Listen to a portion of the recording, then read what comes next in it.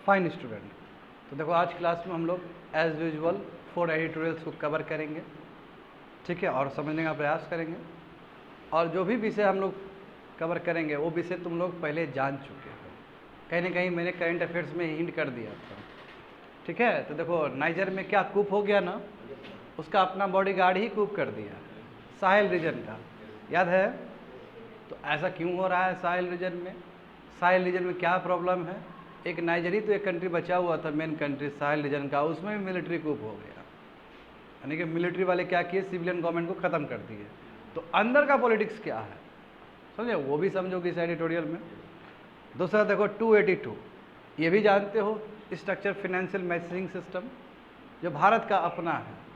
तो इससे पहले तुम लोग को day to day current affairs में ये बताया गया था स्टूडेंट कि हमारा जो स्ट्रक्चरल फाइनेंशियल मैसेजिंग सिस्टम है वो ज़्यादा बेटर है स्विफ्ट से, तो हम क्यों नहीं इसको इंटरनेशनलाइज कर दें, जिस हिसाब से पूरा दुनिया में स्विफ्ट मैसेजिंग का कंट्रोल है।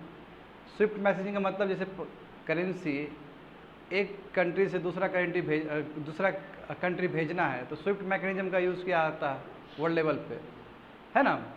और जानते हो प्रॉब्लम यह है कि स्विफ्ट मैकेनिज्म में ज़्यादा कंट्रोल वेस्टर्न कंट्रीज़ का है, इसलिए जो सैंक्शन लगा है ईरान के ऊपर, जो सैंक्शन लगा है, जो रशिया के ऊपर सैंक्शन लगा है, जो नॉर्थ कोरिया का सैंक्शन लगा, चलो नॉर्थ कोरिया तो एक क्लोज्ड इकोनॉमी, उसको छोड़ दो, ईरान के ऊपर जो सैंक्शन लगा है, जो रशिया के ऊपर सैंक्शन लगा है, इससे असर पड़ेगा ना इंडिया ऐसा कंट्री को भी, क्योंकि हम बहुत अच्छे से ट्रेड कर रहे थे ऐसा कंट्री को।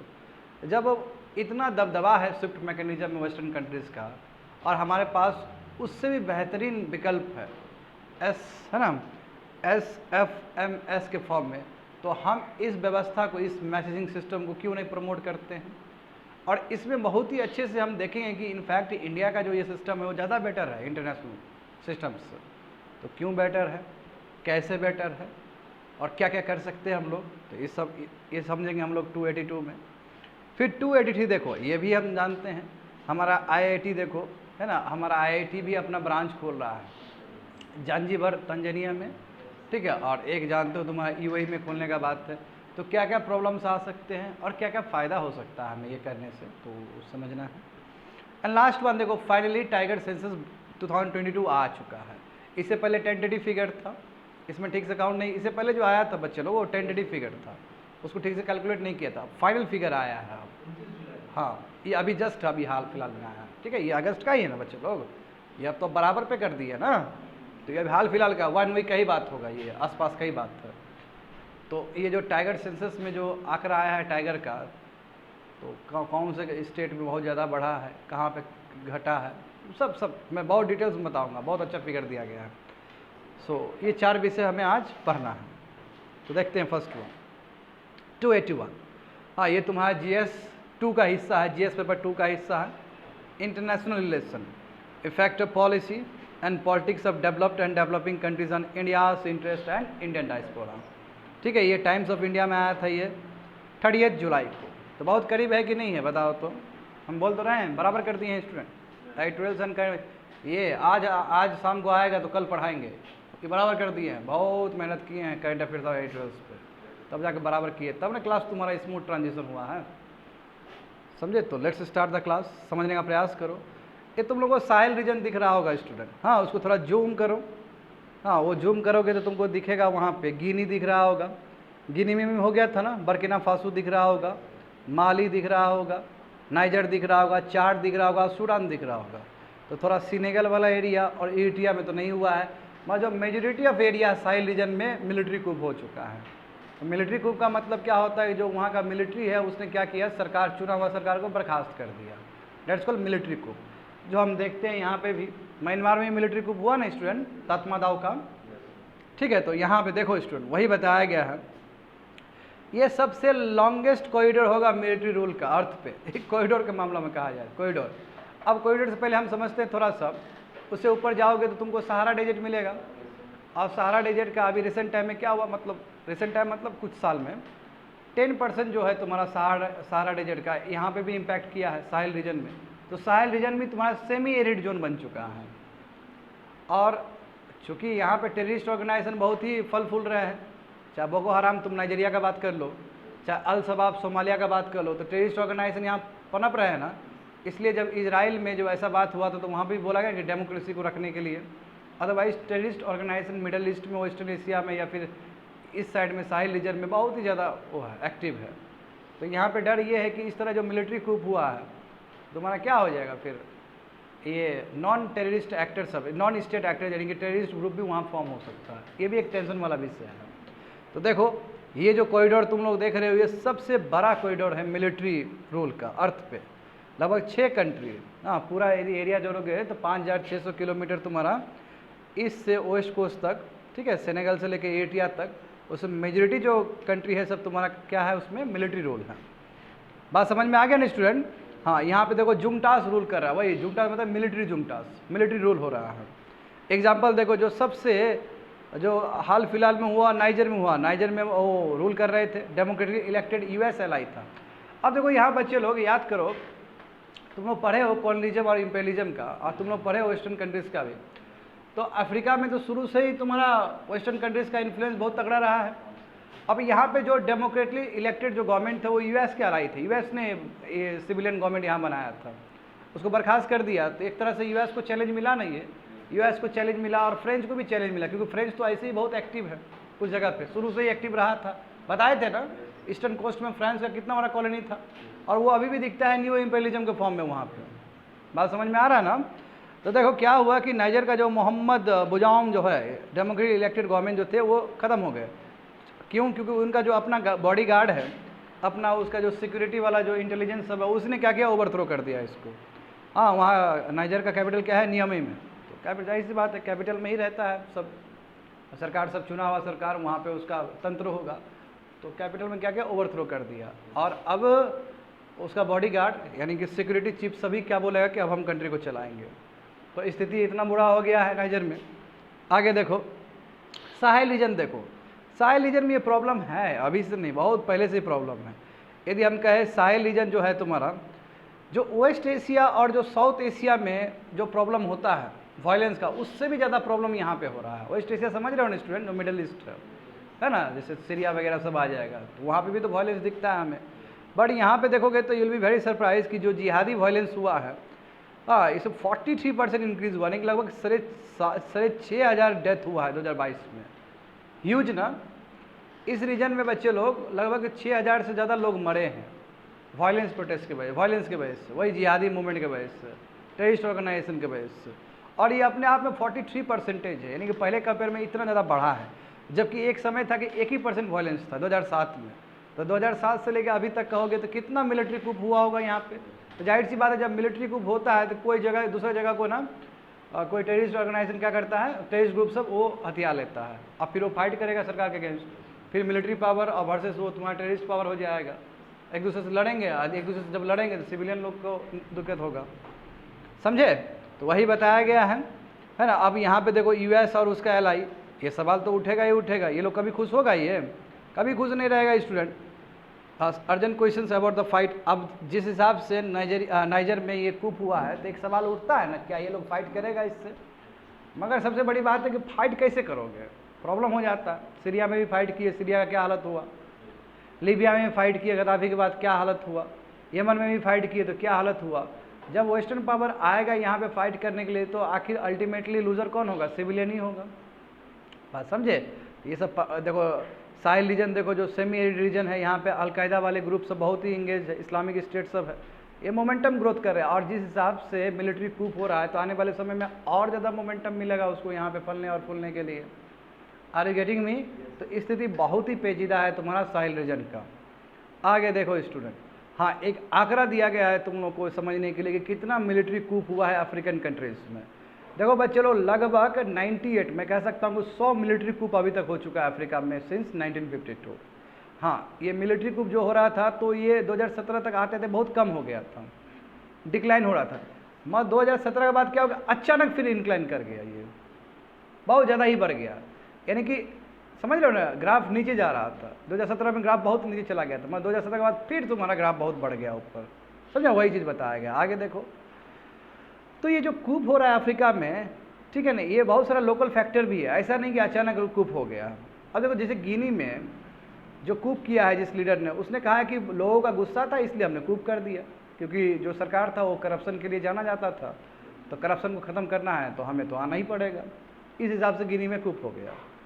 हाँ, माली और बर्किना फासो का देखो, यहाँ पे भी वही बात है कि ये जो इस्लामिक मिलिटेंसी इतना ज़्यादा बढ़ गया वहाँ पे, ठीक है। अब उतना बढ़ गया था कि जो यहाँ पे कूप हुआ है ये बोलने के लिए कि इस्लामिक देखो, इस्लामिक जो मिलिटेंसी ग्रुप है बहुत बढ़ गया, जिहादी वाला बढ़ गया, अब इसको ख़त्म करना है तो प्रेजेंट गवर्नमेंट ख़त्म नहीं कर सकता, हम लोग ख़त्म करेंगे, इसलिए वो कूप कर दिया, समझ रहे हो। और दूसरी बात है कि जो स्टेट है वो बहुत वीक है, वो अपोज ही नहीं कर पाएगा मिलिट्री को, जैसे इंडिया में संभव ही नहीं है मिलिट्री को। देखो पाकिस्तान में मिलिट्री को हो गया ना, तो साहिल देखो, अब साहिल का प्रॉब्लम क्या है, साहिल रीजन में सबसे गरीब कंट्री सब है यहाँ पे दुनिया का, और बर्थ रेट भी, फर्टिलिटी रेट भी बहुत ज़्यादा है ना। इसमें जैसे नाइजर देखो, एक महिला का तुम्हारा फर्टिलिटी रेट 7 है, यानी एक महिला 7 बच्चे को जन्म देती है, तो कंट्री तो बहुत गरीब ही होगा, कंट्री गरीब है, इकोनॉमिक व्यवस्था बहुत ख़राब है, वहाँ पर मिलिटेंसी ग्रुप ज़्यादा है, तो जाहिर सी बात है क्या विकल्प है मिलिट्री को, बात समझ में आ रहा है ना। तो देखो वही बता, और देखो लोगों में फ्रस्ट्रेशन है, जॉब ही नहीं है वहाँ पे, तो और इंसर्जेंट ग्रुप को और फूलने का मौका मिलता है वहाँ पे, समझ रहे हो ना। और जो लोग टेक ओवर कर रहे हैं वो बताओ 30s और 40s में इतना जवान लोग टेक ओवर कर लेते, बताए थे नहीं तुमको, हाँ बुर्किना फासो या गिनी का बताए थे ना कि बहुत कम लड़का, 23-24 साल का लड़का मिलिट्री को कर दिया, यंग लड़का। जैसे जो ये जो आदमी था यमीन जो था ना इसका युगांडा का, वो भी बहुत कम समय का, बहुत कम टाइम में वो उसने कूप किया था, तो स्थिति तो बहुत ख़राब है स्टूडेंट। हाँ तो देखो, अब देखो लंबा ये रहा है कूप, मैं देखो नाइजीरिया कितना बढ़िया, नाइजर कितना बढ़िया कर रहा था, 25 मिलियन पीपल है वहाँ पे, ये स्टेबिलिटी की ओर चल रहा था इस रूलर के अंदर, मतलब इस बजोंग के अंदर, जिसको अभी डिस्टेबलाइज किया गया, बहुत बढ़िया चला रहा था, और ये प्रेसिडेंट बना था 2021 में, और 2023 आते आते इसको निकाल दिया गया, और ये यूएस के हेल्प से बना था, बात समझे। और देखो ना नाइजीरिया में क्या हुआ, ऊपर सॉरी लीबिया में गद्दाफी भले ही डिक्टेटर था, मगर गद्दाफी बहुत अच्छे से पैरामीटर को मेंटेन करके रखा था ना, और बाद में गद्दाफी को हटाने के चक्कर में क्या हुआ, 2 गवर्नमेंट सिस्टम वहाँ पे बन गया, और अभी तक तुम्हारा लीबिया कियोस में है, बात समझ रहे हो ना। तो डिक्टेटर को निकाल तो देता है लोग, उसके बाद कंट्री किस स्थिति में जाता है वो पता नहीं चलता, और लोगों को मतलब भी नहीं है, तो सबसे बड़ा प्रॉब्लम ये होता है स्टूडेंट। अब तुम देखो वैगनर बॉस, वैगनर याद आ ना, रसिया का जो तुम्हारा प्राइवेट मिलिट्री ग्रुप है व्लादिमीर पुतिन का, इसका जानते हो येवगेनी तुम्हारा हेड है। अब बाबू ये लोग भी, इसका भी वैगनर ग्रुप का भी बहुत बड़ा रोल है अफ्रीकन कंट्रीज़ में, ठीक है। इनफैक्ट जो नाइजर का जो हुआ ना कूप, उसमें भी तुम्हारा रोल है, हाँ खुल के रोल नहीं है पर अंदर से रोल है। कैसे, देखो मिलिट्री कूप जो नाइजर में हुआ था, तो वहाँ पे भी देखो अर्ली चीयर लीडर है, यानी कि ये लोग रशियन प्राइवेट वही वैगनर ग्रुप, ये लोग खूब खुश था चीफ। क्यों, अब बोलो कि सर उधर क्यों खुश है, ये लोग क्यों खुश है, आखिर जो भी नाइजर में साहिल रीजन में अभी भी तो यूएस से और उसका LIC का दबदबा है, और ये पसंद नहीं करेगा रसिया, क्योंकि शुरू से ही दुश्मन रहा है दोनों। फ्रांस और यूएस को देखना चाहेगा रसिया, कभी देखना नहीं चाहेगा, जानते हो ना जियोपॉलिटिक्स, शुरू से हिस्ट्री वैसा रहा है। तो ये लोग बहुत खुश है, जो मिलिट्री कूप हुआ है वहाँ पे बहुत खुश वैगनर ग्रुप की, यस हम कर दिखाए हैं, देखो वैगनर चीफ बहुत बढ़िया खुशी मना रहा है ना। इसने कहा कि यस हम फाइटर को कर देंगे, क्या ऑर्डर रीऑर्डर कर देंगे, रिस्टोर कर देंगे वैगनर। देखो ऐसा नहीं कि बच्चे लोग केवल ये नाइजर का ही बात है, इससे पहले भी जो अफ्रीका में जो मिलिट्री कूप हुआ है, चाहे माली हो चाहे बर्किना फासो हो, उसमें भी वैगनर ग्रुप का रोल रहा है, समझे। और इतना नहीं, ये तुम्हारा सिक्योरिटी प्रोवाइड करता है सेंट्रल अफ्रीकन रिपब्लिक को भी, तो कहीं ना कहीं रसिया का बहुत बड़ा इन्वॉल्वमेंट है यहाँ पे मिलिट्री कूप करने सब में। आगे देखो रसिया ने हमेशा अपने आप को कहा कि हम क्या है, एंटी वेस्टर्न प्रोपेगेंडा के अगेंस्ट रहेंगे। अब देखो हमेशा शुरू से ही अफ्रीका तुम्हारा वेस्ट के गुलाम रहा है, चाहे इंपेरियलिज्म के फॉर्म में बोलो बच्चे लोग, चाहे कॉलोनिज्म के फॉर्म में बोलो, और जब ये आज़ाद हो गया अफ्रीकन कंट्रीज, उसके बाद भी न्यू कॉलोनिज्म के फॉर्म में तो रहा ही चंगुल में। देखते हो बच्चे लोग, तुम लोग का यदि बुद्धि यदि ठीक से वर्ल्ड हिस्ट्री कर लेता है तो कितना बढ़िया समझ में आ रहा है ये चीज़, नहीं पूरा वर्ल्ड हिस्ट्री से कनेक्टेड है ना ये। अब जब नॉलेज हो गया तो कनेक्ट करने का और प्रयास करो उसको, आर यू गेटिंग मी।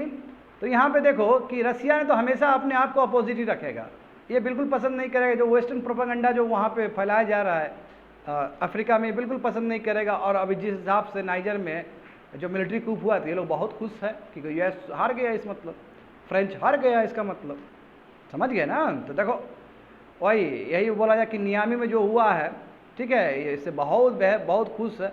हाँ, ये अलग बात है कि वहाँ पे फ्लैग्स वगैरह भी, रसिया का फ्लैग वगैरह भी वो किया गया, वेव किया गया है, समझे, नाइजर में।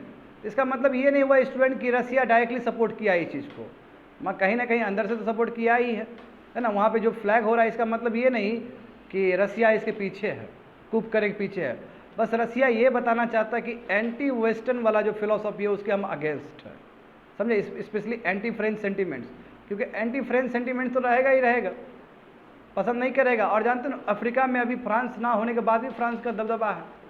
जब फ्रांस ऊपर से आता तो माफ़ी मांगने आता है ना फ्रांस उसको बार बार, और फ्रांस तो पूरा अभी भी कंट्रोल करके रखा है उस चीज़ को।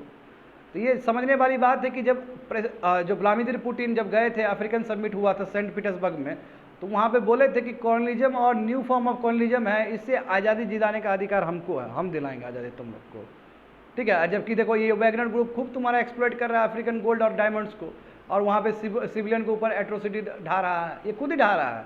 मगर इसके ऊपर जिम्मेदारी है कि जो भी वेस्ट का जो दबदबा है उस दबदबा से ख़त्म करे।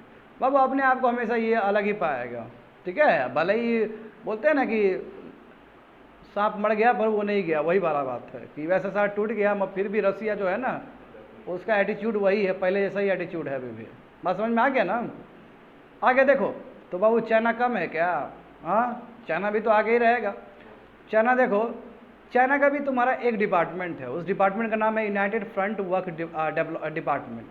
हाँ, जो चाइनीज़ कम्युनिस्ट पार्टी का ही तुम्हारा है उसमें। अब खूब पैसा देता है इसको, शी जिनपिंग ने खूब पैसा दिया है। अब ये काम क्या कर रहा है कि डिस इन्फॉर्मेशन, गलत इन्फॉर्मेशन फैलाना, गलत न्यूज़ फैलाना, ठीक है, ताकि ये डेवलप कंट्री को टारगेट कर सके, समझे। इनफैक्ट इस पे आरोप भी लगता है, ये यूनाइटेड फ्रंट वर्क डेवलपमेंट पे आरोप भी लगता है कि जब 2019 और 2021 में जो कनाडा का तुम्हारा इलेक्शन हुआ था तो ये मेडलिंग किया था, इसने इंटरफेयर किया था। इतना ही नहीं, तुम्हारा एक दो जो पर्सन थे वहाँ के ब्रिटेन के, उन्होंने ये भी कहा कि ब्रिटिश पार्लियामेंट तक भी पहुँच गया है ये, इसका जो इन्फ्लुएंस है ब्रिटिश पार्लियामेंट तक भी पहुँच गया, तो इसको निकालो यहाँ से। ये लास्ट ईयर अलर्ट किया था कि एक पर्सन जो लिंक है EUFWD से, वो तुम्हारा ब्रिटिश पार्लियामेंट तक भी पहुँच गया है। तो कहने का मतलब क्या कि रसिया और चाइना दोनों ने बाबू खोल दिया है अपना दरवाज़ा, देख लेंगे बढ़िया से। एक तुम्हारा पूरा सिक्योरिटी के हिसाब से कर रहा है, एक तुम्हारा वैगनर ग्रुप के रूप में कर रहा है। तो देखो जैसे चाइना और रसिया हो गया, ये कोशिश तो करेगा कि जहाँ जहाँ डेमोक्रेसी है उसको अंडरमाइन किया जाए, हाँ, जहाँ जहाँ क्योंकि वेस्ट के हिसाब से चलने वाला नहीं है। समझ गए स्टूडेंट? कोई कहीं दिक्कत समझने में? समझ में आ गया ना? खत्म कर दिए फर्स्ट एडिटोरियल। आगे देखो, हाँ ये थोड़ा टफ रहेगा, समझने का प्रयास करना तुम लोग। ये तुम्हारा GS पेपर 3 का हिस्सा है, economic development, effects of liberalisation on the economy, changes in industrial policy and their effects on industrial growth. ये हिंदू बिजनेस लाइन पेपर में आया था और इकोनॉमिक्स टाइम्स में आया था, दोनों पेपर का क्लब्ड किया गया है स्टूडेंट। हाँ, 30 जुलाई को आया था। तो समझो मैटर क्या है ना, बढ़िया समझो। इससे तुम इंडियन जो मैसेजिंग सिस्टम है उसके बारे में भी काफ़ी कुछ जानकारी मिलेगा। ये प्योरली इकोनॉमिक्स स्टूडेंट, ये तुम लोग को पेमेंट सिस्टम वगैरह बताया गया है इकोनॉमिक्स में लेवल 1 में, तो जाके ये वाला जो है ना, ये वाला जो PDF होगा अलग से सेपरेट PDF, ये जाकर वहाँ पे डाल देना, समझे। RBI से रिलेटेड जो बताए होंगे ना तुम लोग को लेवल 1 इकोनॉमिक्स में, वहाँ पे जाकर रख देना। इतना भी तुम लोग को होना चाहिए कि यदि इंटर रिलेटेड है तो जाकर वहाँ पर रख दें, ठीक है। अब देखो हमें दो चीज़ समझना होगा। देखो बच्चे लोग, जब पैसा हम ट्रांसफ़र करते हैं तो दो चीज़ हो रहा होता है, जैसे एक अकाउंट से दूसरे अकाउंट में पैसा भेजना है, या फिर SBI का तुम्हारा एक अकाउंट है और SBI का दूसरा अकाउंट है, वहाँ यदि पैसा डालना है तो दो चीज़ हो रहा होता है। एक तो पेमेंट हो रहा होता है, पैसा जा रहा होता है, और साथ में तुम्हारा मैसेज जा रहा होता है, क्योंकि मैसेज इंपॉर्टेंट है। जैसे एग्जांपल देखो, अभी तुम SFM का बात करोगे, वही तुम्हारा स्ट्रक्चर फाइनेंशियल मैसेजिंग सिस्टम जो भारत में चलता है। इसमें क्या होता है कि चाहे तुम RTGS का बात कर लो, चाहे तुम नेफ्ट का बात कर लो, यही दो साधन है, यही दो साधन होता है स्टूडेंट, एक साधन है ये, समझे। मतलब तरीका है कि हम एक अकाउंट से दूसरे अकाउंट में पैसा भेजें। अकाउंट का मतलब क्या, इंट्रा अकाउंट भी हो सकता है या फिर इंटर अकाउंट भी हो सकता है, इंटर बैंक अकाउंट या फिर इंट्रा अकाउंट। इंट्रा का मतलब हमारा ही बैंक का है, SBI का एक अकाउंट है और SBI का दूसरा ब्रांच का एक अकाउंट है, it is a intra bank transaction, मतलब अंदर का। या फिर SBI का अकाउंट है और ICICI का बैंक है, तो इंटर बैंक अकाउंट हो जाएगा। बात समझ में आ रहा है ना? तो दोनों में सेम व्यवस्था है। चाहे तुम नेफ्ट का बात करो, नेफ्ट का मतलब होता है नेशनल इलेक्ट्रॉनिक्स फंड ट्रांसफ़र, या फिर RTGS का बात करो, रियल टाइम ग्रॉस सेटलमेंट, होता क्या है कि जब तुमको मैसेज भेजना पड़ता है, जैसे कभी ट्रांसफ़र किए हो, इससे नहीं किए हो ना ट्रांसफ़र, मैं तुमको बताता हूँ कि ट्रांसफ़र कैसे किया जाता है। जैसे मान लो कि तुमको, जैसे आरटीजीएस में 3 लाख तक अलाउड है, अभी थोड़ा बढ़ा दिया गया होगा। जैसे तुमको ट्रांजैक्शन करना है तो एक ही बार में ट्रांजैक्शन नहीं होगा, तुम भेजोगे तो 1 घंटा 2 घंटे या 3 घंटा बाद वहाँ से मैसेज आएगा, नाउ यू कैन सेंड। पहले उसी को देखेगा, वो पूरा पड़ताल करेगा, तब तुमको मैसेज आएगा कि आप सेंड कर सकते हो। बट इनिशिएट तुमको अभी करना पड़ेगा, बट 3-4 घंटा बाद, एक पर्टिकुलर टाइम के बाद तुमको मैसेज आएगा कि नाउ यू कैन सेंड। तो ये जो मैसेज आ रहा है बच्चे लोग, ये because of the structure financial messaging system की वजह से हो रहा है, समझे। तो वही वो बोल रहा है कि पहले वैलिडेट किया जाता है आपके मैसेज को, ठीक है, और फिर उसके बाद आपको मैसेज मिलेगा। आपका मैसेज मतलब आप क्या करना चाह रहे हो, किस अकाउंट में भेजना चाह रहे हो, उस चीज़ को वैलिडेट करके फिर आपको मैसेज आएगा, और मैसेज आएगा तब जाकर आप सेंड कर सकते हो 3 लाख 2 लाख जो भी सेंड करना है आपको। तो 2 तरीका होता है, नेफ्ट का और तुम्हारा आरटीजीएस का, समझ गए ना, ये हो गया। हाँ, अब देखो, अब स्विफ्ट, जहाँ तक सवाल है स्विफ्ट का, तो ये चीज़ स्विफ्ट में भी होता है, ये इंटरनेशनल लेवल पे। मगर स्विफ्ट में दिक्कत क्या है कि स्विफ्ट में केवल मैसेजिंग सिस्टम है स्टूडेंट, केवल मैसेज जाता है। मगर हमारा जो SFMS सिस्टम है, यानी कि स्ट्रक्चर फाइनेंशियल मैसेजिंग सिस्टम है, इसमें और भी कुछ हो रहा होता है स्टूडेंट, इसमें एक्चुअल फंड भी ट्रांसफ़र हो रहा होता है। मगर उसमें स्विफ्ट में फंड ट्रांसफ़र नहीं होता है, और समझे, फंड जो ट्रांसफ़र करने का जिम्मेदारी होता है तुम्हारा बैंक के ऊपर, अलग अलग बैंक के ऊपर। बैंक अपना अपना प्लेटफॉर्म यूज़ करके फंड को सेंड कर रही होती है, वो केवल मैसेज के लिए यूज़ होता है। समझो, दोनों में अंतर है। देखो समझो फिर से, जो स्विफ्ट होता है, स्विफ्ट केवल मैसेज पे काम करता है कि देखो इतना इतना भेजने वाला है, अतः बैंक अपना प्लेटफॉर्म से पैसा भेज रहा होता है।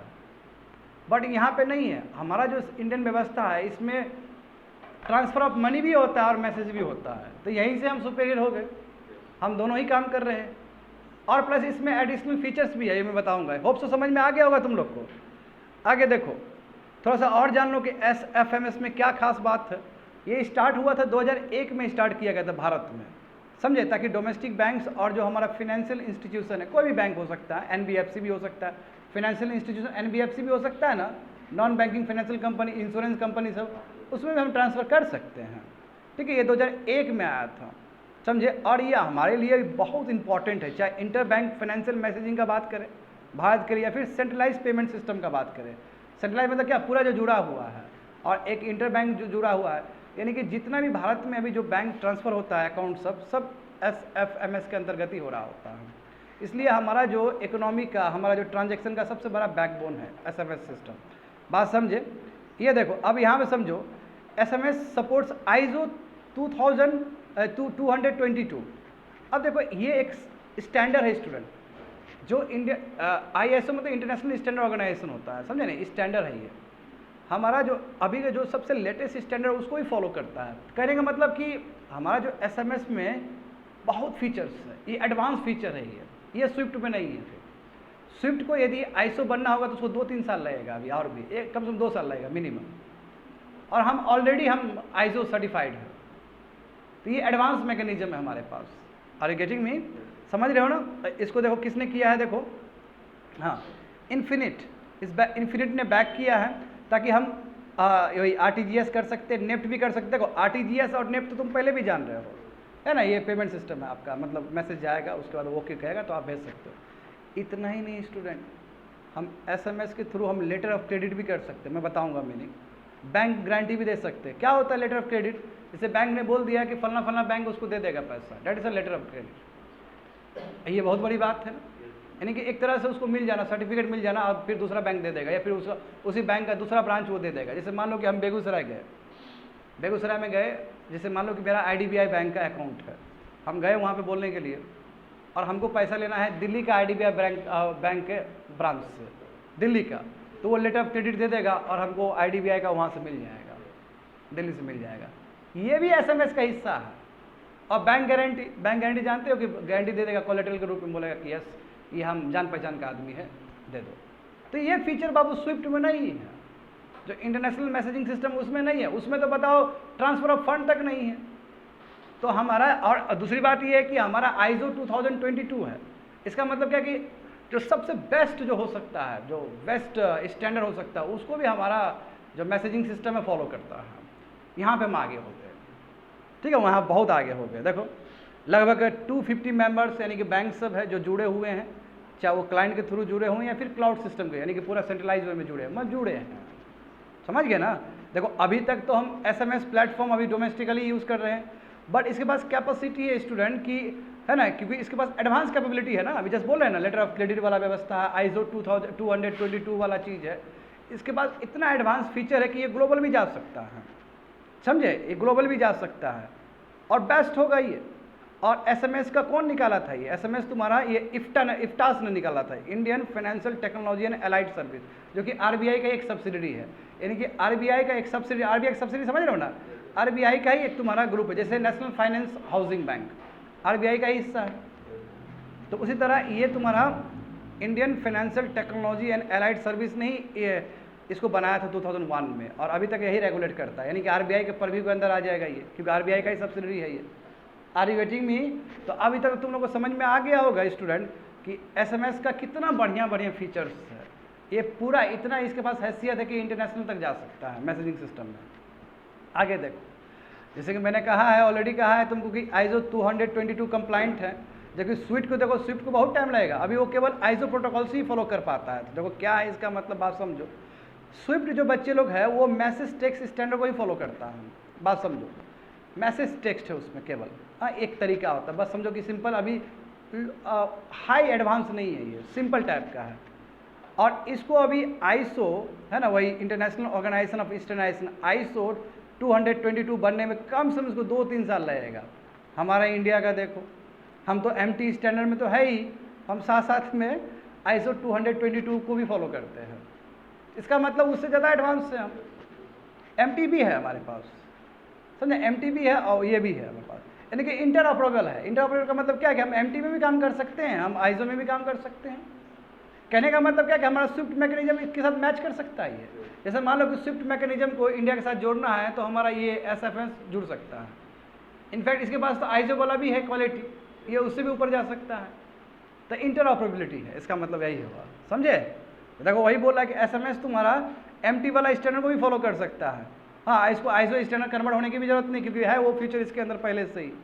तो देखो यही बोला कि इंटर बैंक ट्रांजेक्शन कर ही सकता है, और इसके पास एक्स्ट्रा भी तो है, लेटर ऑफ क्रेडिट वाला चीज़ है, बैंक अकाउंट है, ट्रांसफर ऑफ फंड है, सभी चीज़ है जो कि तुम्हारा है ना, ये फॉरेन बैंक के साथ ये यूज़ कर सकता है। मगर देखो स्विफ्ट में ये सभी चीज़ नहीं है स्टूडेंट। तो देखो ये तो दाद देना चाहिए हिंदुस्तान को कि हम स्विफ्ट मैकेनिज्म से भी कितना आगे है हमारा पेमेंट सिस्टम से। आगे देखो, हाँ देखो G20 ने टारगेट रखा है। देखो होता क्या है स्टूडेंट, जब पैसा एक कंट्री से दूसरा कंट्री भेजना होता है तो बहुत टाइम लग जाता है। एक तो टाइम जोन का डिफरेंस, अभी यहाँ पे 8 बज रहा है, वहाँ पे दूसरा ही टाइम हो रहा है, बहुत चेक होता है, बहुत 3 दिन 4 दिन 5 दिन लग जाता है। तो एक तो देखो G20 का जब सबमिट हुआ था तो G20 ने भी बोला था कि 80% जो इंटरनेशनल ट्रांजेक्शन है कम से कम 1 घंटा में हो जाए बाई 2027, क्योंकि अभी बहुत टाइम लगता है, अभी 2-3 दिन। अब देखो इंपॉर्टेंट पैसा भी बहुत टाइम लग जाएगा, तो फिर इकोनॉमिक बिजनेस में बहुत हैम्पर हो जाएगा ना, बिजनेस टाइम पे नहीं हो पाएगा। इसलिए G20 का एम ये भी है स्टूडेंट कि 80% जो ट्रांजैक्शन होता है वो 2027 तक हो जाए। इस तरह का हम सिस्टम डेवलप कर लें। देखो यहाँ पे SFS कितना बड़ा रोल प्ले कर सकता है। अब तुमको 2027 भी नहीं रुकना पड़ेगा, ये 2-3 साल में ही हो जाएगा यदि हम इस सिस्टम को प्रमोट करते हैं तो। आर गेटिंग में? तो वही बोल रहा है कि बहुत सारा पेमेंट डिले हो जाता है, टाइम जोन अलग है। रसिया का देखो ना कितना टाइम जोन है, और रसिया और तुम्हारा US में तो बहुत टाइम जोन का डिफरेंस होगा, है ना। करेंसी कंट्रोल है और रियल टाइम प्रोसेसिंग नहीं हो पाता, तो ये सब प्रॉब्लम है। ऐसे ही प्रॉब्लम को सुलझाने के लिए हमें प्रयास करना चाहिए। देखो रिचर डेटा स्टैंडर्ड, देखो आई विल एड, देखो यदि हम इस तरह का व्यवस्था लाते हैं स्टूडेंट तो हमारा रियल टाइम प्रोसेसिंग हो पाएगा, और हमारा कितना बेहतरीन है। देखो ना SMS के पास तुम्हारा वो भी है, MT वाला भी है, मैसेजिंग वाला भी है, तो कितना बढ़िया सा इंटरऑपरेबिलिटी हो सकता है। तो बिल्कुल सही है। तो आगे क्या किस तरह कंक्लूड करोगे इस चीज़ को? तो अनडाउटली हमारा SFMS तुम्हारा चीपर भी है और टेक्निकली कैपेबल ज़्यादा है, सस्ता है बच्चे लोग। हमारा देखो ना बच्चे लोग UPI जो देखो, UPI जो पेमेंट है पूरा दुनिया में झंडा गाड़े कि नहीं गाड़े हम लोग। हाँ अभी देखो हमारा सिंगापुर के साथ पेनाउ के साथ तुम्हारा लिंक हो रहा है, UPI UAE के साथ तुम्हारा लिंक हो गया, श्रीलंका के साथ बात चल रहा है, सऊदी अरब के साथ बात चला हमारा, लगातार बढ़ रहे हैं हम लोग। देखो ब्राज़ील में जाकर हम बात किए थे कि हम ट्रेड करेंगे उसी में, तो और चीपर है इंडिया। इंडिया सस्ता है, सस्ता इंडिया, टेक्नोलॉजी बहुत सस्ता है इंडिया का, देखो ना, और हद सस्ता जितना। अब बताओ चंद्रयान 3 लगभग सक्सेसफुल हो गया, लगभग सक्सेसफुल है ये। हाँ पहुँच गया है, इस बार होने की ज़रूरत नहीं है हमारे इसरो चेयरमैन को। मतलब मैं कहूँगा कि बहुत नियर है।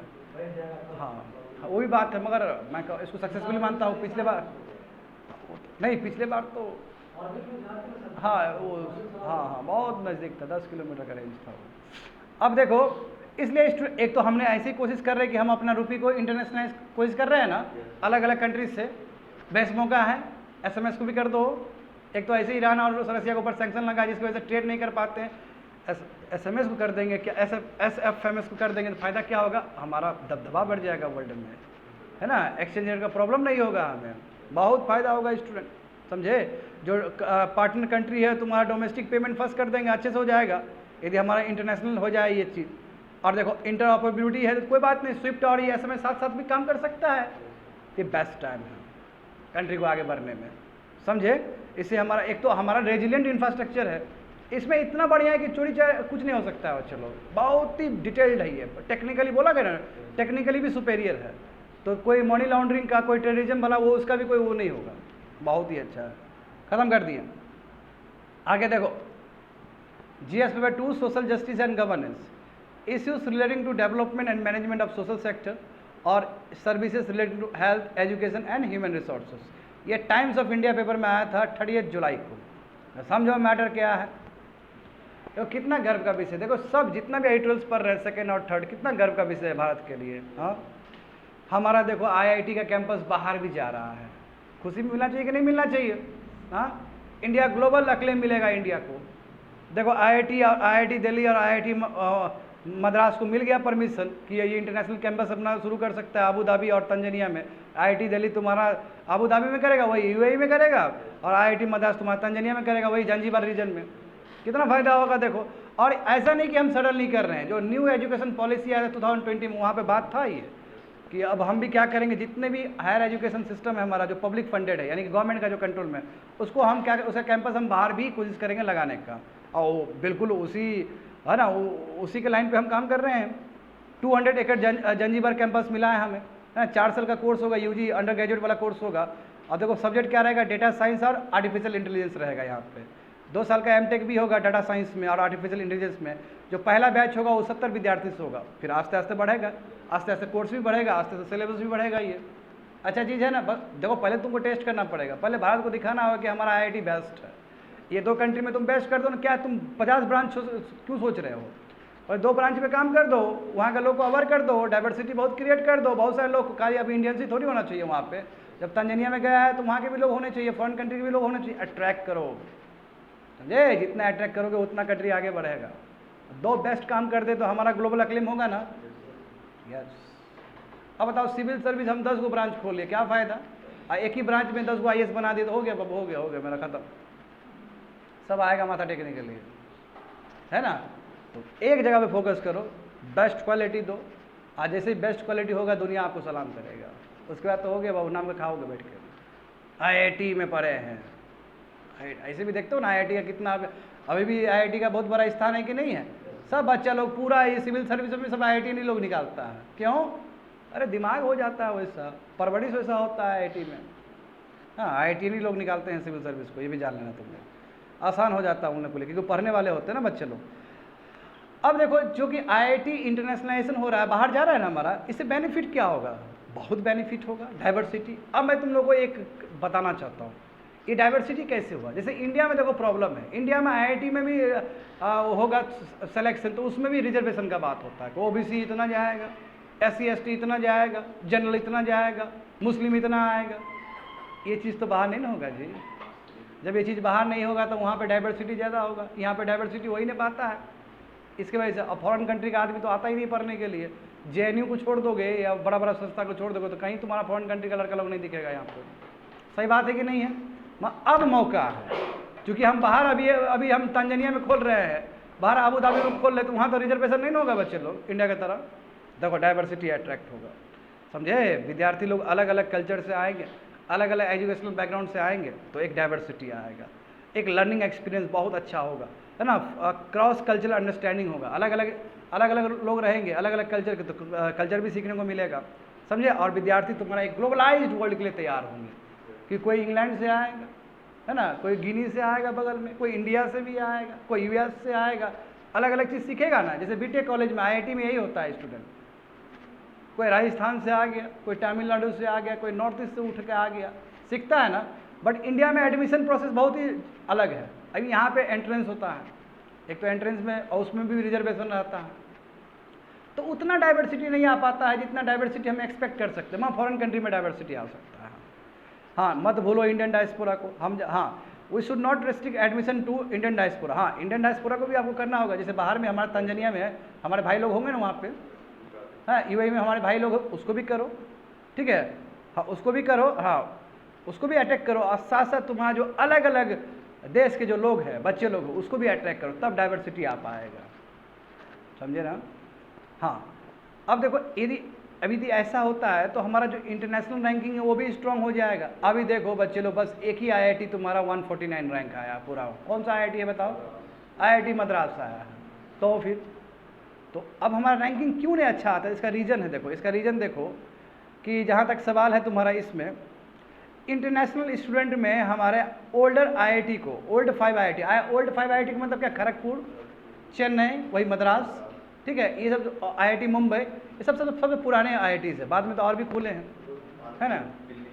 हाँ, ये 5 जो आईआईटी है सबसे पुराने आईआईटी, इसको बहुत कम रैंक मिला है। देखो ना, 100 में 1.3 पॉइंट्स मिला है। रीज़न क्या है कि इंटरनेशनल विद्यार्थियों को अट्रैक्ट नहीं कर पाता है, समझा। उसमें केवल यानी कि पैरामीटर है, स्टूडेंट मानदंड है कि इंटरनेशनल स्टूडेंट कितना आप अट्रैक्ट करते हो। तो 100 पॉइंट्स में केवल 1.3 पॉइंट्स मिला है ये 5 आईआईटीज़ को, जो सबसे पुराने हैं। बहुत पीछे चले गए ना हम।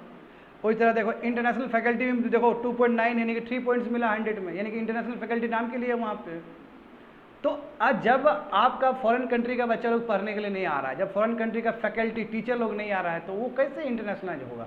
अभी बेस्ट मौका है, अभी बेस्ट मौका है। बाहर खोल रहे हैं ना, फॉरेन कंट्री का आएगा, है ना, फॉरेन कंट्री का विद्यार्थी आएगा, तो हमारा ये जो इम्प्रूवमेंट होगा ना बहुत बढ़िया से।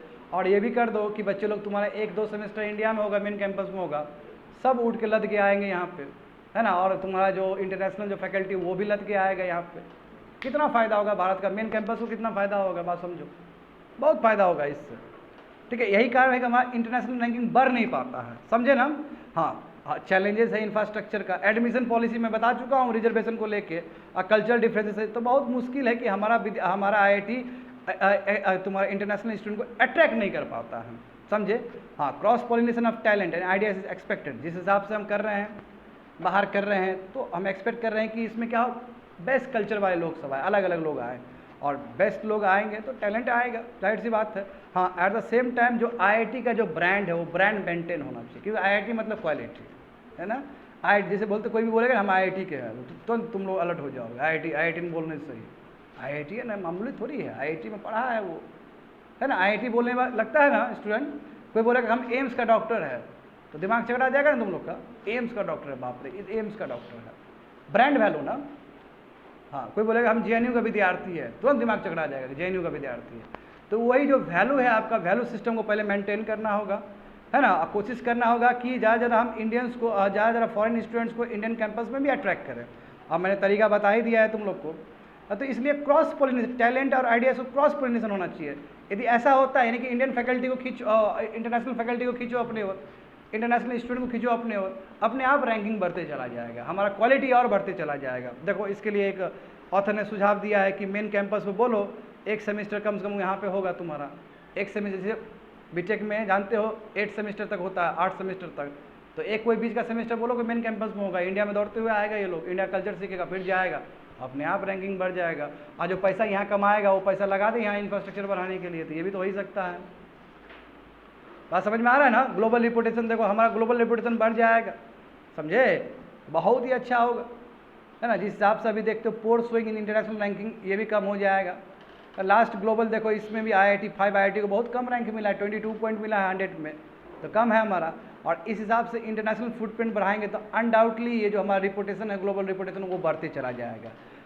रेवेन्यू जनरेशन, अब बाहर आईआईटी खोल रहे हो तो बाबू एडिशनल इनकम आएगा ना, जब एडिशनल इनकम आएगा तो उसको खर्च करो अपने इंफ्रास्ट्रक्चर में, है ना, बहुत अच्छे से खर्च करो।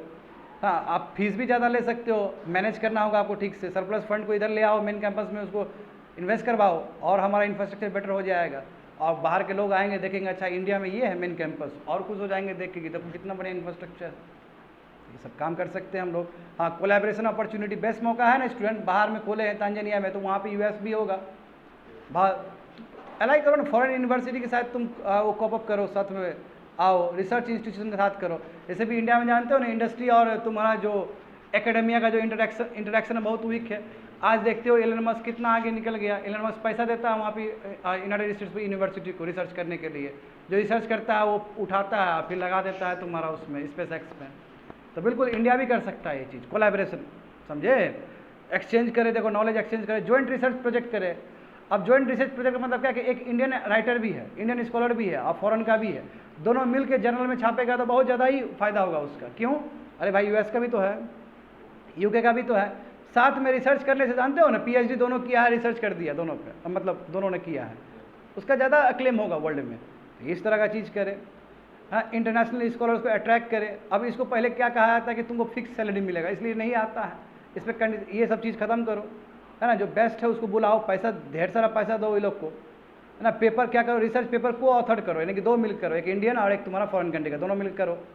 इससे बहुत बढ़ जाएगा, क्योंकि नेशनल कोलैबोरेशन है ना, नेशनल कोलैबोरेशन कंपेयर में जो international collaboration plus national collaboration वो ज़्यादा बेटर होता है। अलुमनी इंगेजमेंट, देखो अलुमनी इंगेजमेंट बहुत इंपॉर्टेंट है। अब यहाँ बच्चे लोग समझो, हमारा क्या है कि आईआईटी का बच्चा लोग पढ़ के चला जाता है विदेश में, अब फिर वो आईआईटी के लिए कुछ करता नहीं है। जैसे सुंदर पिचाई आईआईटी खड़गपुर से पढ़े हैं ना, एग्जाम्पल मैं बता रहा हूँ, सुंदर पिचाई आईआईटी खड़गपुर से पढ़े हैं, अभी सुंदर पिचाई कहाँ रहते होंगे, यूएस में, है ना।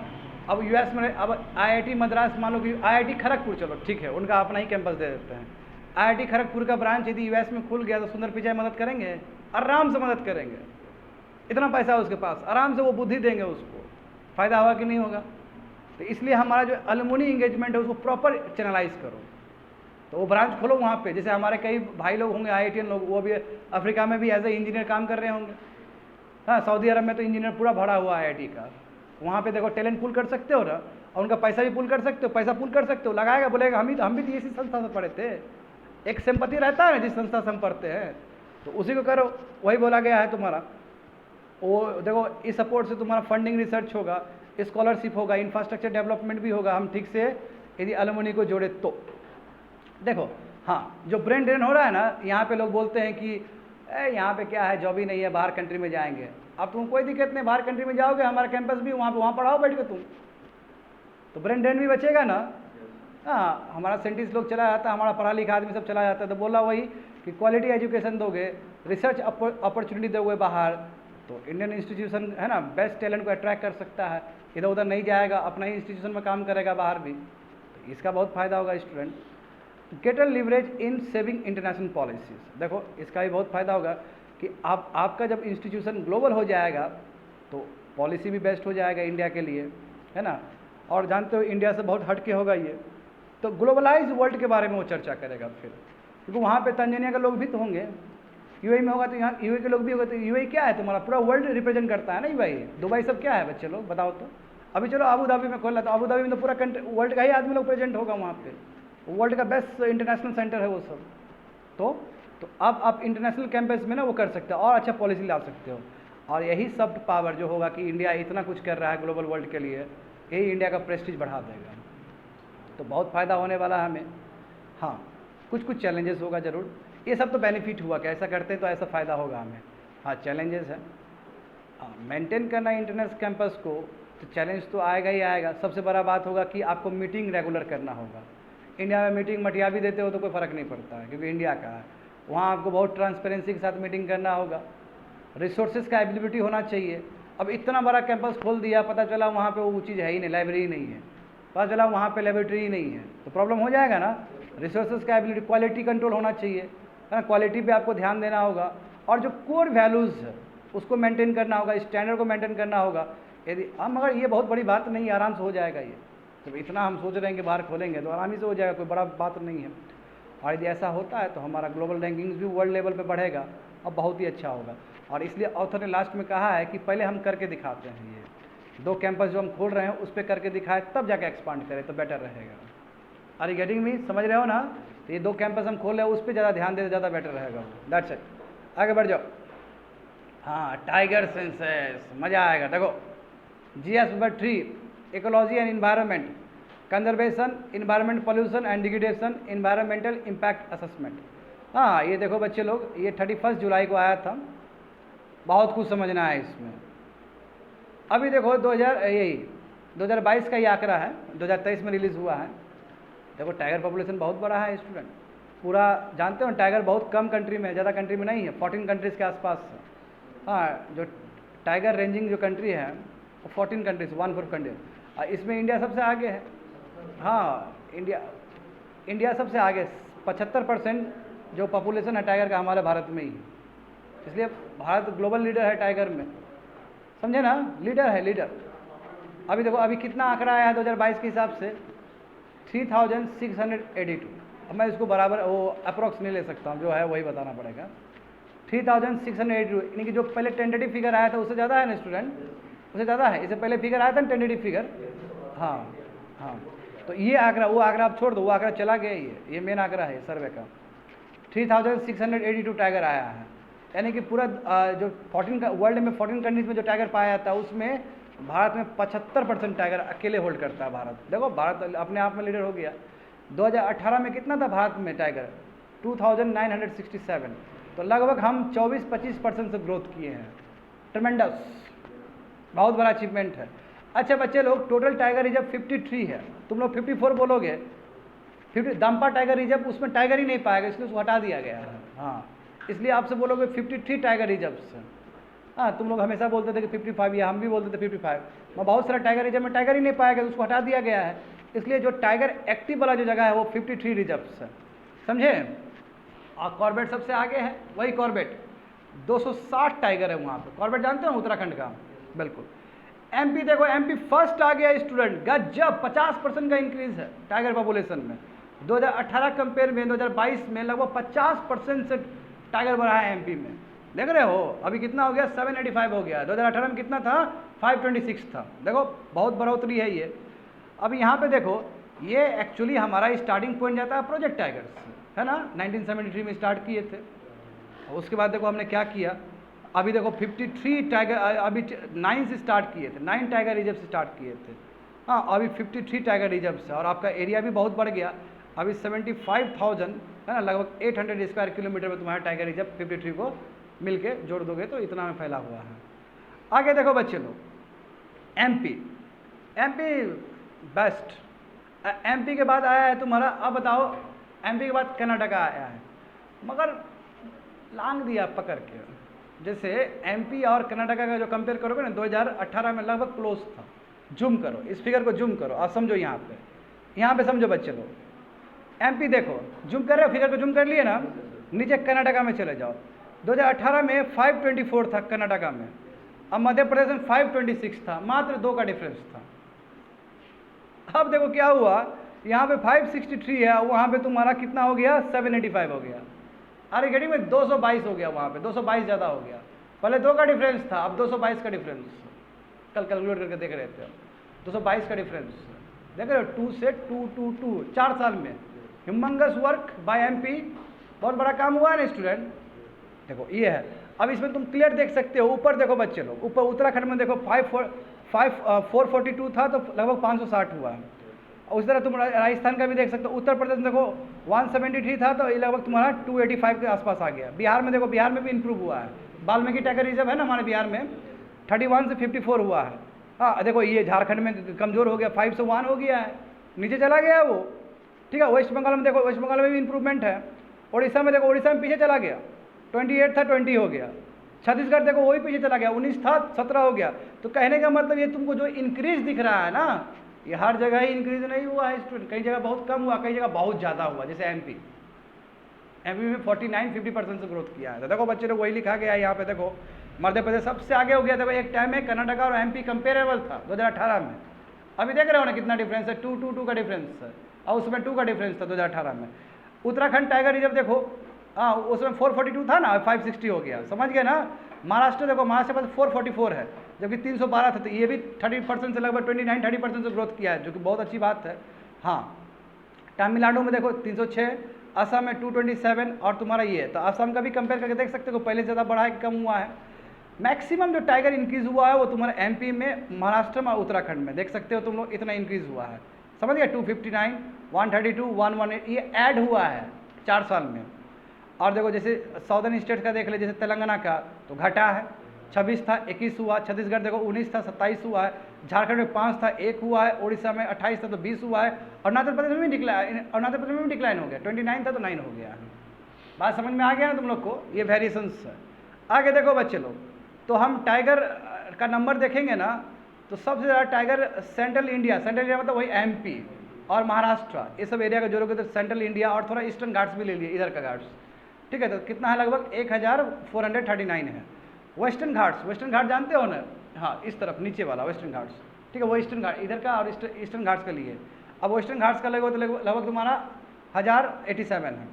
शिवालिक रेंज ले लो, शिवालिक रेंज जानते हो ना तुम लोग, और गैंजेटिक प्लेन्स, हाँ शिवालिक ऊपर वाला तराई वाला रीजन, ठीक है। 819 है, ठीक है, नॉट बैड।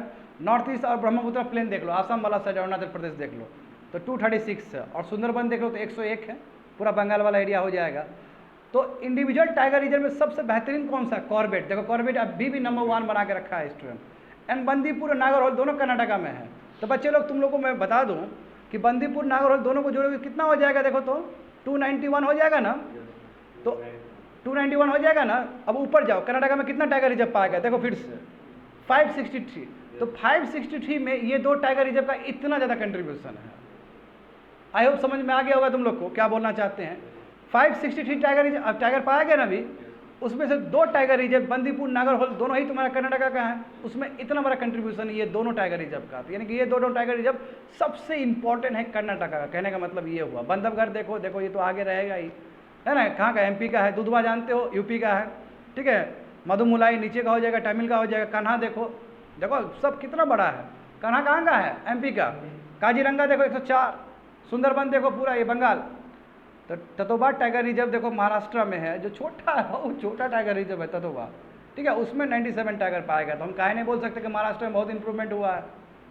अरे गेटिंग में, समझ पा रहे हो ना।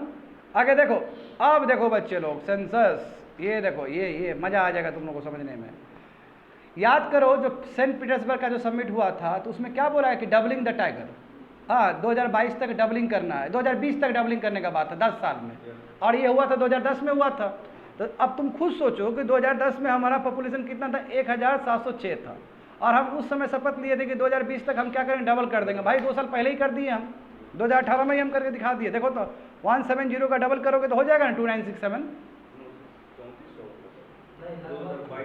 हाँ लगभग नहीं, लगभग हम 2018 में कर दिए थे, उससे थोड़ा पीछे ही था, वो डबल कर दिए। और इसलिए बोला गया कि जो हमारा 2020 का जो प्रोजेक्ट था उससे पहले हम 18 में ही करके दिखा दिए थे। हाँ 6 का लेवल का होगा, ठीक ठीक सही बोल रहे हो, सॉरी 2006 के लेवल से बोला गया था। देखो ये डबल हो गया ना, हाँ 2006 है, 10 नहीं है, ठीक है, देख रहे हो ना। और 2022 में देखो हमने तो बहुत ही राइज किया, बहुत राइज किया टाइगर पॉपुलेशन में। आगे देखो, आखिर टाइगर पे इतना फोकस क्यों, आखिर टाइगर इतना राइज हो रहा है तो हम क्यों जॉय मना रहे हैं, खुशी क्यों हो रहे हैं क्लास में, या फिर पूरा इंडिया में खुशी क्यों मनाया जा रहा है। क्योंकि बाबू टाइगर जो है फ्लैगशिप स्पीसीज है, बताए थे स्टूडेंट इकोलॉजी में तुम लोग को, फ्लैगशिप या की स्टोन स्पीसीज। यानी कि आपका एक इकोसिस्टम को चेक करना है तो वहाँ पे देखो कि टाइगर कितना है। टाइगर जितना होगा उतना ही इकोसिस्टम बैलेंस होगा, क्योंकि टाइगर क्या है, एपेक्स प्रीडेटर है। तो जितना ये कंट्रोल करेगा बाकी एनिमल्स को, उतना ही इकोसिस्टम आपका कंट्रोल होगा। एग्जाम्पल देख लो बच्चे लोग, तुम लोग जानते हो फूड चेन में प्राइमरी प्रोड्यूसर होता है, उसका फिर प्राइमरी कंज्यूमर होता है, फिर सेकेंडरी कंज्यूमर होता है, फिर एपेक्स प्रीडेटर होता है। जैसे प्लांट तुम्हारा प्राइमरी प्रोड्यूसर हुआ है ना, उसको खाएगा डियर, डियर को हुल्क खाएगा, और टाइगर तुम्हारा डियर को भी खाएगा, हुल्क को भी खाएगा। तो देखो पॉपुलेशन कंट्रोल कर रहा है टाइगर। तो एक इकोसिस्टम को फ्लरिश करने में जो एपेक्स प्रीडेटर होता है उसी को हम की स्टोन स्पीसीज कह रहे होते हैं, उसी को हम फ्लैगशिप स्पीसीज कह रहे होते हैं, और उसका होना बहुत जरूरी होता है इकोसिस्टम में। अदरवाइज वो नहीं रहेगा तो आपका जो इकोसिस्टम है पूरा बर्बाद कर जाएगा। होप सो समझ में आ गया होगा ये पिरामिड फूड चेन का। आगे देखो तो क्या क्या पाया गया है ना, जो टाइगर कंजर्वेशन पे क्या क्या हम समझ सकते हैं, बताओ। यात्रा शुरू हुआ 1973 में, जब इंदिरा गांधी सरकार में थी, सही बात है ना। हाँ उस समय हम टाइगर रिजर्व हमारा कितना था, 9 था, और उस समय देखो केवल 18,000 स्क्वायर किलोमीटर का एरिया था टाइगर रिजर्व के लिए। बढ़ के देखो ना बाबू 75,000 हो गया, अब 53 टाइगर रिजर्व है। अभी ये तुम 75,000 स्क्वायर किलोमीटर का देखोगे तो हमारा इंडिया का जो टोटल जोग्राफिकल एरिया उसका 2.3% है, मतलब मायने रखता है। 2.3% आपका केवल टाइगर रिजर्व ही है, तो मायने रखता है ना, समझे। अब प्रोजेक्ट टाइगर देखो सेंट्रली स्पॉन्सर्ड स्कीम है, सेंट्रली स्पॉन्सर्ड स्कीम मतलब स्टेट भी इसमें देखेगा, समझ गए ना। और ये 1 अप्रैल 1973 को आया था, नंबर 1। दूसरी बात ये है कि देखो इंडिया इज़ नाउ लुकिंग, देखो इंडिया तो अब इंटरनेशनल इनिशिएटिव को देख रहा है, क्योंकि कम्बोडिया सब में घट गया ना टाइगर, तो वहाँ जैसे नामीबिया से आया ना हमारा चीता, साउथ अफ्रीका से चीता आया ना, इंडिया भी टाइगर देगा ये सब कंट्री को, तो हमारा वैल्यू बढ़ेगा। देखो जैसे कि मैंने कहा है कि 13 टाइगर रेंज कंट्रीज है, कितना 13 की 14 बोल दिए थे उस समय, 14 बोल दिए थे, 14 नहीं 13 है, 13 है, ठीक है, गलती कर दिए, 13 लिखो वहाँ पे। 13 टाइगर रेंज कंट्रीज है। इंडिया देखो लार्जेस्ट टाइगर रेंज कंट्री है, जानते हो ना, 75% हम ही कंटेन करते हैं। तो इंडिया और नेपाल ये दोनों ने करके दिखाया है स्टूडेंट। जो बोले थे ना हम कि 2006 के लेवल पे 2020 तक जो करना था डबल करना, वो इंडिया और नेपाल ही करके दिखाया है आउट ऑफ 13 रेंज कंट्रीज़ में। तो इंडिया और नेपाल को अप्रिशिएट किया जाता है। आगे देखो, अब देखो टाइगर पॉपुलेशन यदि इंक्रीज़ कहें तो 4 कंट्री में हुआ है, इंडिया में, रसिया में, नेपाल में और भूटान में। इंक्रीज़ का मतलब डबल होना नहीं होता है इसमें, डबल में केवल इंडिया और नेपाल किया है। मैं संख्या वाइज देखोगे पहले कंपेयर में जो बढ़ा है तो वो 4 कंट्री है। मैं देखो बच्चे लोग, जो कम्बोडिया है, लाओ पीडीआर है, वियतनाम है, जो इंडो चाइना भी कहते हैं, देखो इसका हालत तो बहुत ख़राब हो गया, इसका घट गया नहीं है कम्बोडिया, इसलिए तो हम अपना ट्रांसलोकेशन करवा रहे हैं, इंडिया का बहुत फ़ायदा होगा। अब इंडिया में देखो बच्चे लोग CATS तुम लोग को जरूर पढ़ाए होंगे इकोलॉजी में, हम फिर भी समझ लो। इंडिया का 53 टाइगर रिजर्व है ना, अभी जैसे बताया ना कितना टाइगर रिजर्व है हमारे पास, 53 है। 2.3% तुम्हारा जोग्राफिकल एरिया को 75,000 स्क्वायर किलोमीटर कवर करता है। देखो 53 टाइगर रिजर्व में 23 टाइगर रिजर्व क्या है हमारा, CATS स्टैंडर्ड को फॉलो करता है। तो क्या है CATS स्टैंडर्ड, बताए थे तुम लोग, अभी समझो। CATS स्टैंडर्ड का मतलब होता है कंजर्वेशन टूल, आप क्या क्या बेस्ट प्रैक्टिस कर रहे हो टाइगर को बचाने के लिए।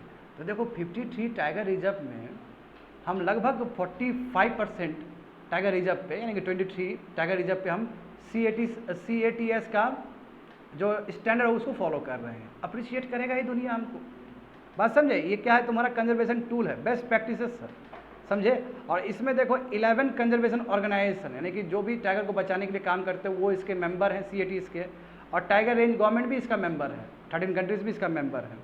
ये क्राइटेरिया है CATS के, मतलब आप टाइगर पॉपुलेशन को कब बढ़ने में क्या काम कर रहे हो, कैसे इसका मैनेजमेंट कर रहे हो। और ये डेवलप हुआ था स्टूडेंट 2013 में डेवलप हुआ था, समझे।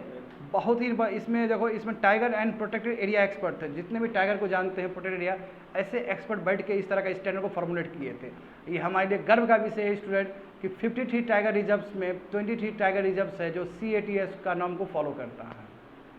इंडिया बहुत ज़्यादा है। आगे देखो, हाँ इसमें देखो प्राइम मिनिस्टर हमारे अभी जस्ट लॉन्च किए थे ना international big cats alliance, just इसी साल हुआ था। एक 50 साल हो गया था ना हमारा, 1973 1 अप्रैल में किए थे, तो हमारा टिक 1 अप्रैल 2023 50 साल हो जाएगा, तो उसी को करने के लिए, कॉमोरेट करने के लिए। और यहाँ पे हम बोलें कि यस इंडिया प्रतिबद्ध है कि जो वर्ल्ड का जो 7 मेजर कैट्स है, tiger, lion, leopard, snow leopard, cheetah, puma और जागुआर, ये सब तुम्हारा कैट फैमिली का है, ये सबको बचाने का। तो देखो इसके लिए ही हम इंटरनेशनल बिग कैट्स अलायंस किए थे। और ये तुम्हारा पोटेंशियल क्वेश्चन बनेगा 2024 के लिए, समझ गए ना। ग्लोबल टाइगर फोरम भी जानते हो 2010 में हुआ था सेंट पीटर्सबर्ग में, है ना स्टूडेंट, जानते हो ना टाइगर समिट हुआ था जो, यही तो ग्लोबल टाइगर फोरम है। इसी में बोले थे डबलिंग करना है हमें, देखो ना क्या हुआ, हम डबल कर दिए ना, बहुत पहले डबल कर दिए। अच्छा इसमें बताया गया कि 2022 तक, नो 2022 नहीं, वो 2020 था वो एक्चुअली, जाके चेक कर लेना। But we have achieve that, हमने अचीव करके दिखाया है। देखो इंडिया बोला ना कि उसे पहले ही अचीव कर लिया। अच्छा ठीक है 2022 ही होगा, चलो ठीक है, मैं इसको क्योंकि बोला ना इंडिया 4 साल पहले कर लिया है, ये बोल रहा है ना वहाँ पे।